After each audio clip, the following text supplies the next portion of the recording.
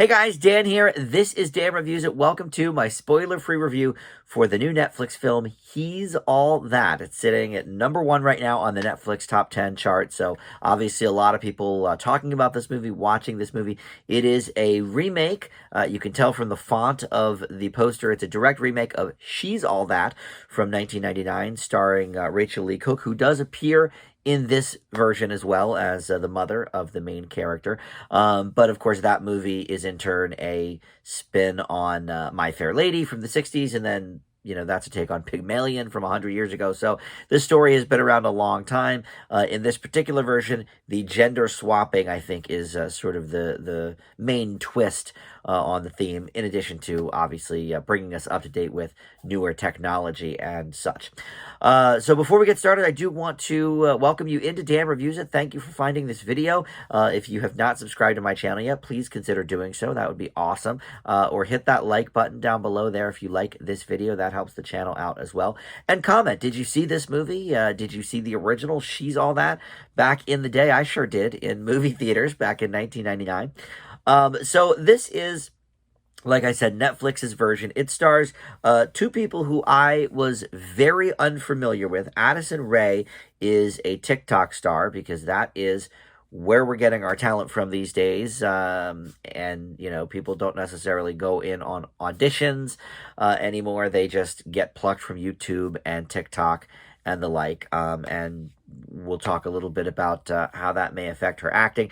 And then Tanner Buchanan plays the he in question in He's All That. He is from Cobra Kai, but I have not watched that show, so I'm not super familiar with him either. The only people really I recognize in the movie, Rachel Lee Cook and Matthew Lillard plays the principal.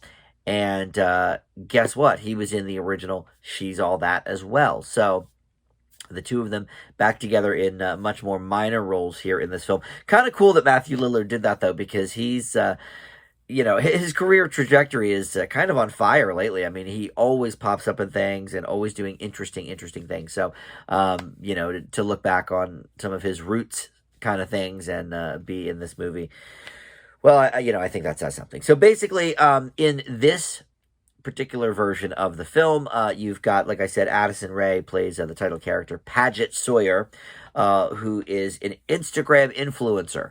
What a twist on her real life world. She's a TikTok person, and now in this movie, she's an Instagram influencer. Okay.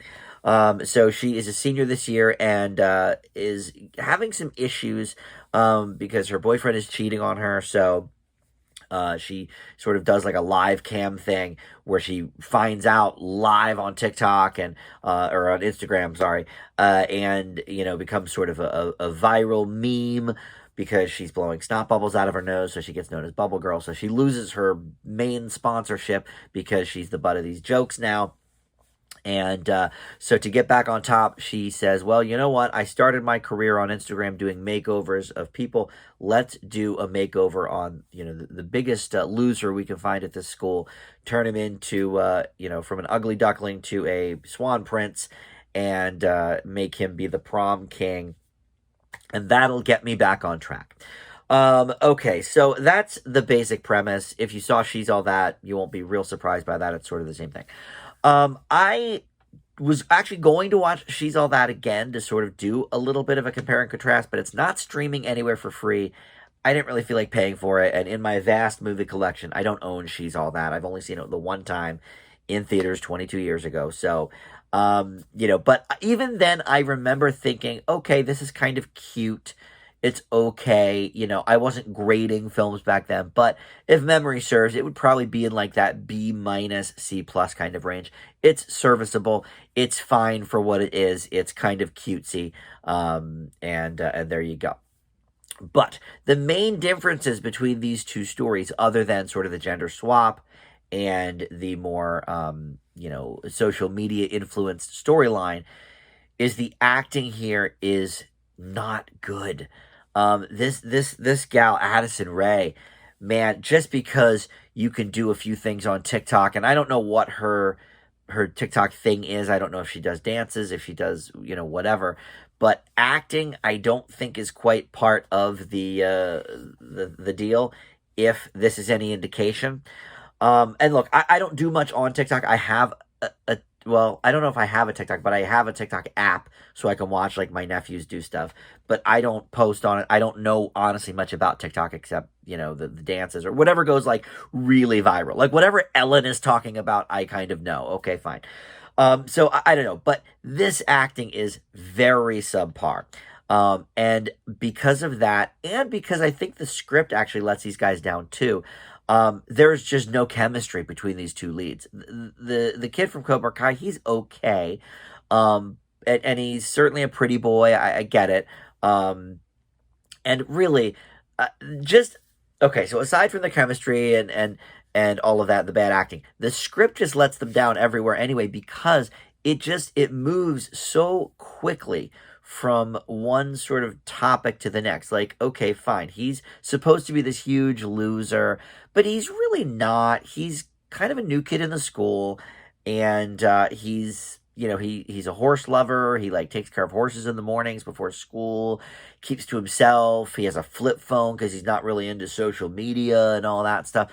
Like, but he's not like your typical nerd that you would have in these movies. He's actually, in this day and age, in 2021, I think he would be seen as sort of, a kind of sensitive guy, a nice boy, whatever. It's not what I associate with a loser, to be honest. It's sort of like I think about the jokes in the Jump Street movie where, Channing Tatum's like, was big man on campus when he was in high school. Then they go back and it's like the cool kids are sort of these more sensitive souls, and there's like a gay kid in the group or whatever. So it's like it sort of flips on its head. Like, okay, well, what was cool in the 90s and the early 2000s, this is not necessarily what we think of as being cool or being a loser today. So I think it gets that wrong anyway. Like, I don't think of this kid as a loser. I think he's just a sweet kid. He's maybe a social outcast, for some of his beliefs or whatever, but he's got convictions, and he doesn't seem to need a makeover really. But anyway, the two of them sort of fall for each other, as if you know the story at all, you would know that. So that's not really a spoiler, but at the same time, I just didn't buy their story either. Like, I didn't buy that he fell for her so quickly just because she asked him for a writing lesson, and all this.